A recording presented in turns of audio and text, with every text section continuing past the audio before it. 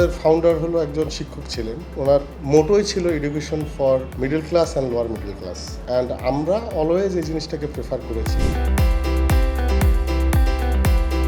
এই আধুনিক computer related প্রযুক্তিশীল দুনিয়াতে যেন আমরা ভালো কিছু করতে পারি, তার জন্য আমাদের এখানে প্রতিনিয়ত বিভিন্ন project, computer science related seminar হচ্ছে। কোঅপারেট একটা সিস্টেম পাচ্ছি সবার সাথে। সেকেন্ডলি আমার শিক্ষার মানটা আমি ভালো পাচ্ছি।